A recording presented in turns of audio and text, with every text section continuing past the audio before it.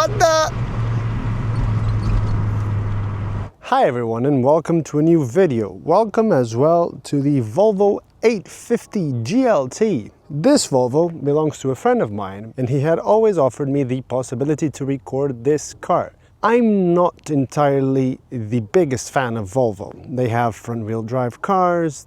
They're not that appealing to me. However, he took me on a drive once and instantly I wanted to record this car. Why? Well, it's got a lovely, a delicious 2-liter 5-cylinder engine that produced when it was new, 210 horsepower. It's not necessarily the horsepower figure, but it's more the way that it drives, the sound that it makes, and the overall noises, the blow-off valve, as you're going to be able to see during this video. This specific specimen of the 850 isn't in pristine condition. There is lacquer missing here. It's got a story to tell. This car definitely has got a story. But I'm going to show you first a little bit of the inside, a few features, the engine bay, etc., and then we're going to take it for a drive. I want to mention this first. So this estate, it was a little bit dirty, and the owner of this Volvo, he contacted Luxury Car Services in Cascais, and they hooked us up with a very nice wash. The car is looking much better than it was. They vacuumed the car, they washed the car in the sills everywhere, and now the car looks immaculate. You can check their details in the description, and if you need something detail related, just give them a call.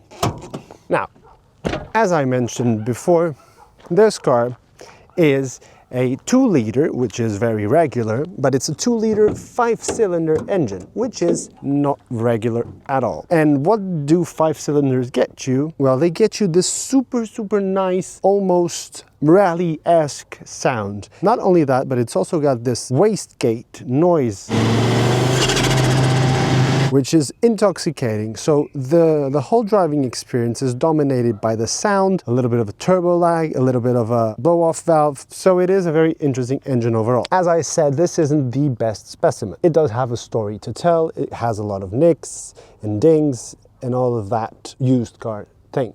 However, it still allows you to get a really nice experience. When I went online searching for details about this estate and this car, since I've already told you I'm not the biggest fan of Volvo, I found it a bit tricky to find information, unlike BMW. BMW, they are super well documented, and people around the internet, they have a very strong community. I don't think these cars have as strong of a community. I was searching and trying to understand, okay, exactly what engine is this? And it was a bit tricky. Now, from what I could gather, when this car launched, there were 3 or 4 of these engines, these 5-cylinder engines.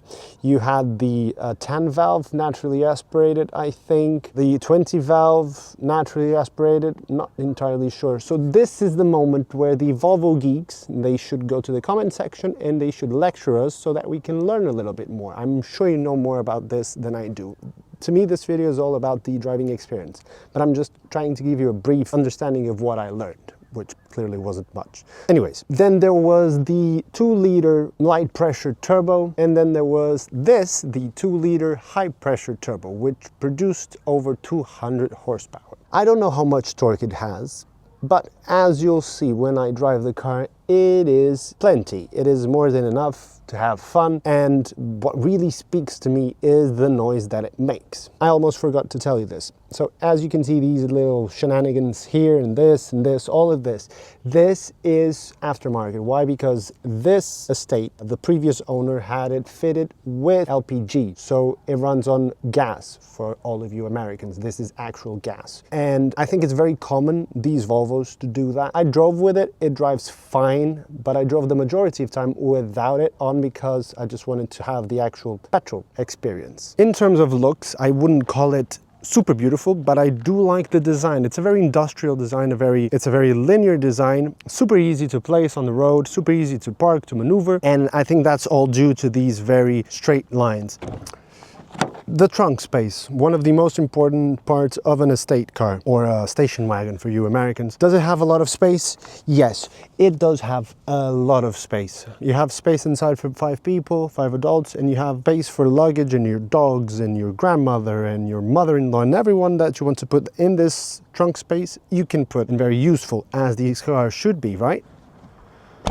Getting in the back, it's the first time I'm sitting here. The front seat is set up for my height. I'm 188 centimeters, more or less, or 6'2", something like that. While, yes, I can fit, my knees are touching the front seat. I can get them right here, and if I sit straight, I have actually a little bit of space, but I'm touching the seat. It's not super nice. I do have space for my feet as well. I can put these to the side, works as well. Headroom, I have just enough. My hair is just touching the headliner, but that's because I didn't brush today. So it is enough, not perfect. If the driver is a tad bit shorter than I am, you'll be completely fine. Electric windows as well. These mechanisms to open the door, they're very interesting. Overall, very sparse. There is a little light here, but a good place to be. Now, getting into the front seat, I cannot for the life of me find where to raise the seat or lower the seat. However, the driving position for me, it's very good. I have a very nice view of the outside and I don't feel like I'm sitting on top of the car. Steering has plenty of adjustment. It's very micro adjustments actually. It's better than a lot of cars. And overall, it's a pleasant place to be. The switchgear. It feels quite cheap. I'm not entirely sure if this car is a bit broken, which might be, but it does feel a little bit flimsy. All of these things, and the plastic does seem a bit rough, a bit 80s, very stiff. I think that's why it's already a bit broken here and here. Ergonomically, it feels very, very good. The pedals, they are good for everyday driving. However, heel and towing isn't an option, at least to me. I've been able to do it actually just once. It doesn't feel good doing it. Gearbox, a bit loose. It falls right into place. It's where you'd expect it. This one has a different radio because someone changed it. It has a backup camera as well.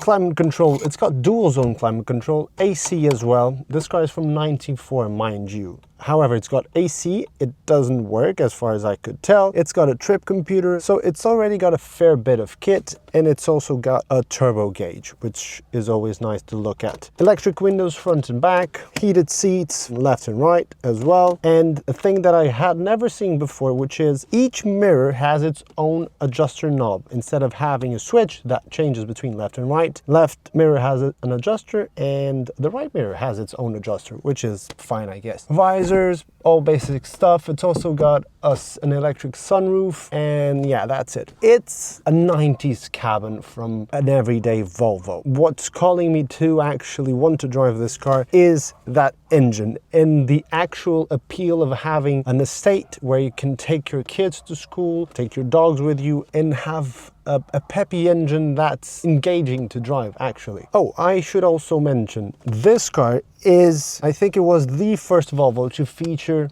side impact protection system. I'm not entirely sure what it is. It's got some lettering here on the sides. Another thing, in the back, you have in the middle seat a booster seat for children, and I think it's homologated at least to 94 specification, but you have the seat belt, you have the booster seat, so it's a nice feature, it's interesting, and it does show that, as Volvo has used us to, they are very in tune with the needs of families, which is always nice to have. The only gripe that I have is that now they're a bit of a sellout. They don't have 5 cylinders, they only have 4 cylinders. Yes, they have plenty of power, but I think their cars are limited to 160. I've heard that. I'm not entirely sure. If that's the case, shame on you, Volvo.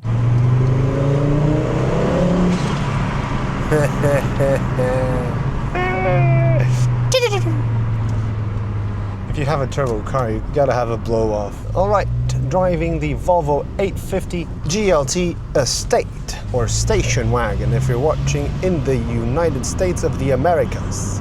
Just to be perfectly clear, I'm not into Volvos. I've never been into Volvos. I know not much about Volvos. I know that they raced the estate version, at least, in the British Touring Car Championship, and that they did relatively well. I only found out that they did relatively well while I was researching this car to know a little bit more about it. However, what made me want to record this video was its engine. Why? Well, because we have a 5-cylinder, 2-liter, 20-valve engine, which has 210 horsepower. But it wasn't even the power that made me want to drive this car. No, it was the noise. This is an estate car. This car is from 1994. It was built by Volvo, which is I mean, in theory, their strong suit is the safety, the practicality, the little features and quirks that these cars have. And it does have a few of those, but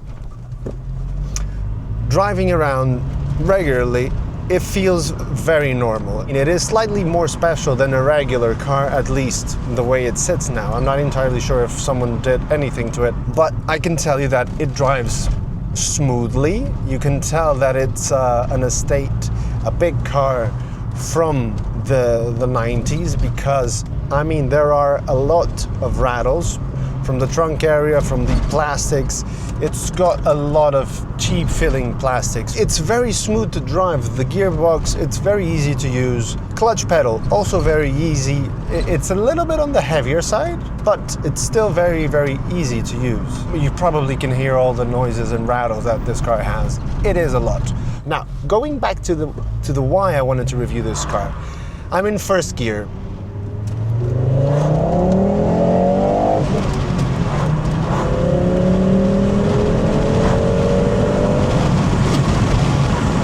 The synchros, they don't like to be rushed. Yeah. The car gets a move on. It is fun. The car does pitch quite a lot.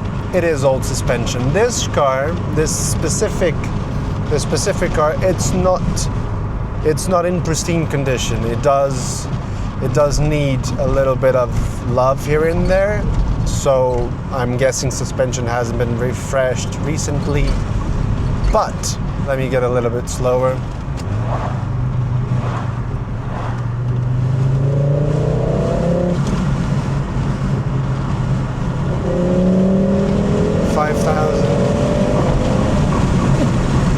Yeah, third gear doesn't like to be rushed.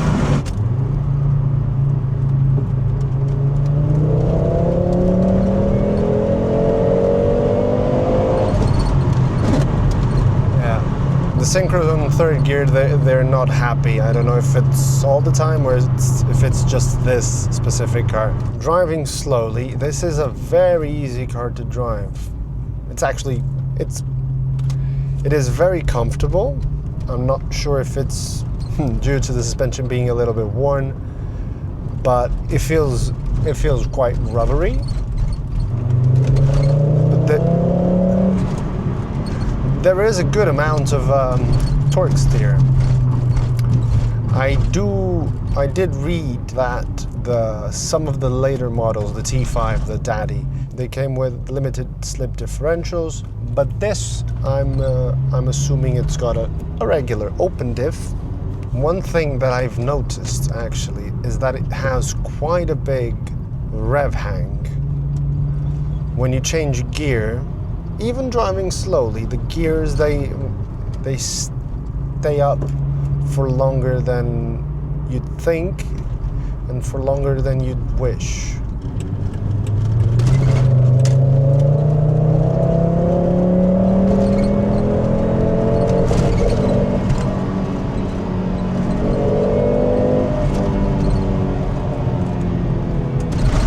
Five-cylinder engines are so good. It sounds so deep and meaty. It's incredible.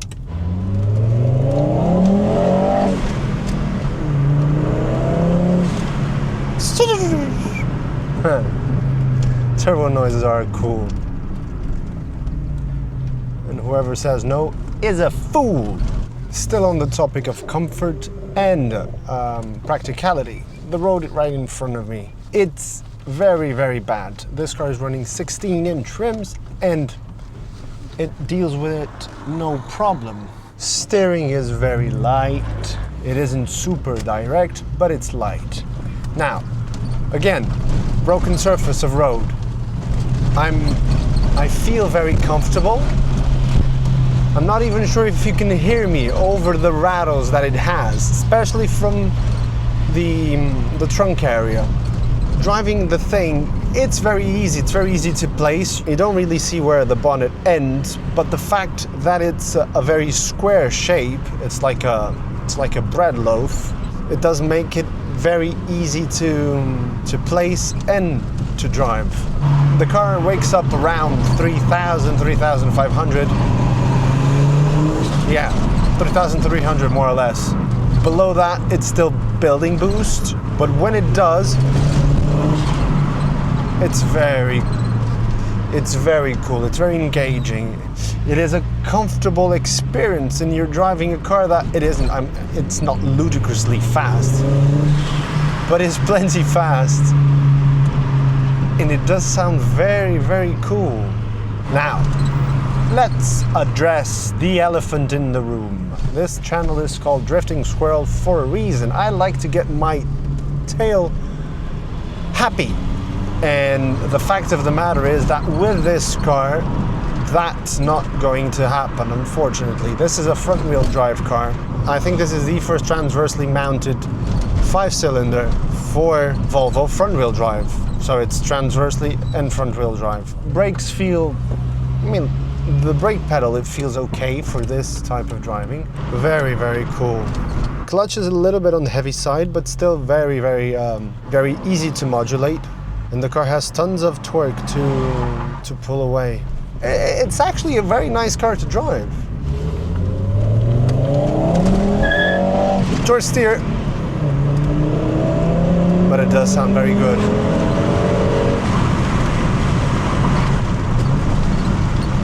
Rev matching does seem a little bit on the complicated side, and heel-in towing is simply, I think it's impossible. To me, it's impossible.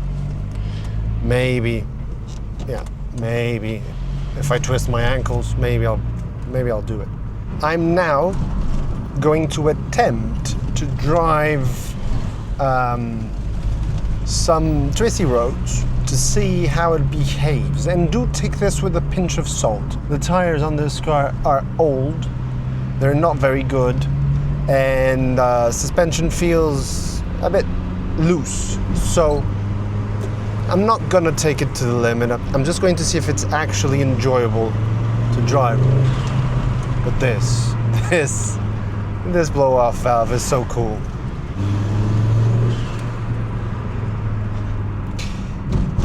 Turbo noises for the win.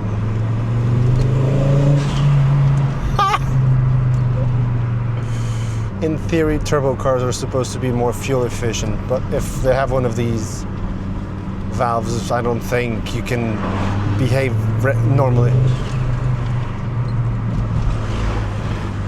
Nothing, 3,000, now we're getting boost.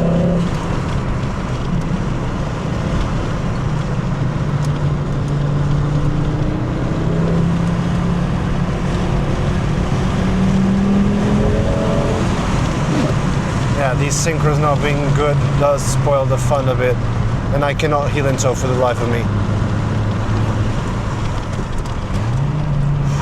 Gear change is a bit sloppy, rubbery, don't really know what it's doing.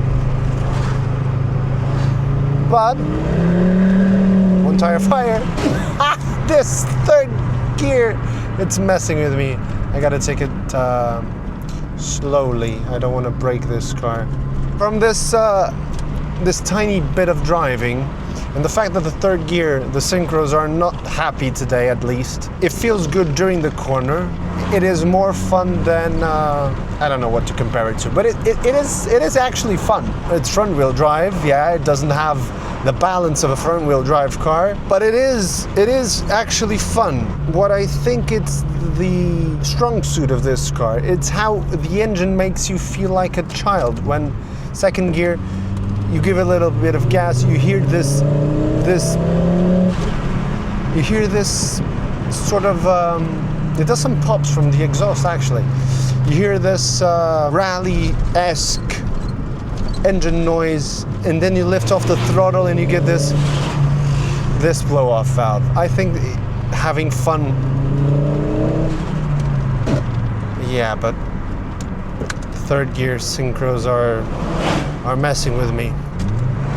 Okay, I was able to rev match now. So, torque steer, it's there. It's front wheel drive, it's got over 200 horsepower, or it had when it was new. Torque steer, you can feel it. It's got good amounts of power for everyday driving, for having some fun. Engine noise, very good. Blow-off valve, very good as well. It is a comfortable car. There is lean, yes. This car, I don't think it is meant to be a very sporty car, but it does feel quite nice. If you're looking for something which is, it's not super stiff, it's not super racy, but it does have a little edge, does have a little bit of a fun edge to it. It is quite a good proposition. I don't think I would buy it. I don't think I would buy it. Why? It's front-wheel drive. I'd much rather have a rear-wheel drive car. I mean, I think that's it. These cars aren't all that expensive. If you're looking for an estate, a station wagon that is cheap, it's petrol-powered, and you can actually have some fun. Although this one, it's actually got LPG, an LPG system, which I'm not using right now. I'm just using regular old petrol. It is comfortable to drive. It is safe, from what I can gather. And Volvo, I mean, they do all the bells and whistles in terms of safety.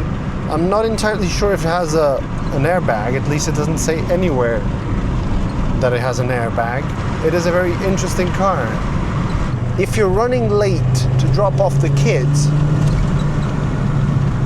yeah, helium tow is completely impossible. Yeah, that's the other thing why I think I wouldn't buy it. Pedal placement is not good. Jesus, it's like I'm in the school bus.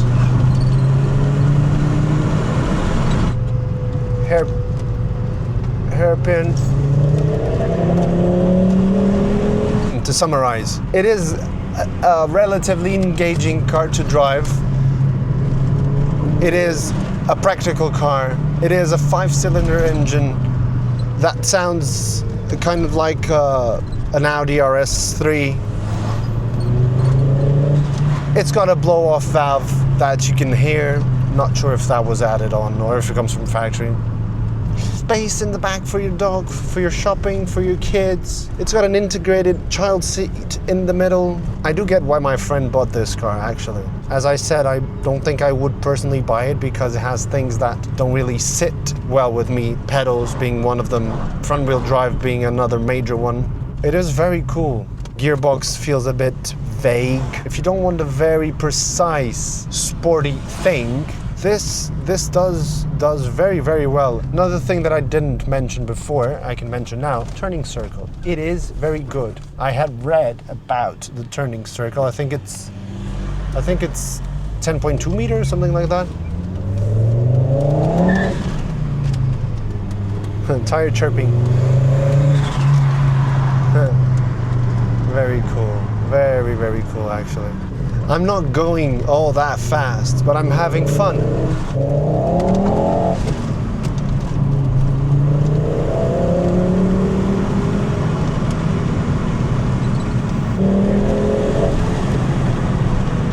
This engine, it's very good.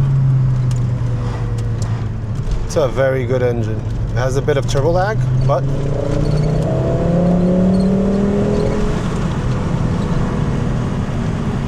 I mean, I would not want to drive this, I think, 10/10s, at least the way that it sits now.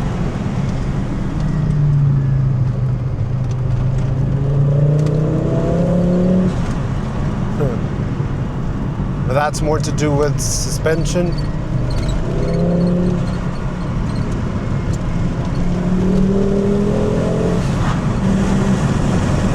You can drive fast.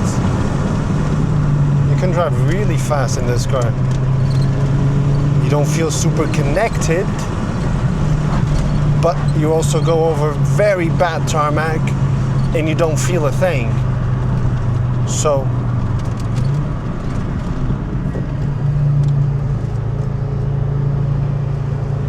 one tire fire? One tire fire. Now wait for third gear. Sorry. If you're watching this, I'm sorry. You don't expect to see an old Volvo estate driving and sounding as cool as this. This is behavior more of a BMW.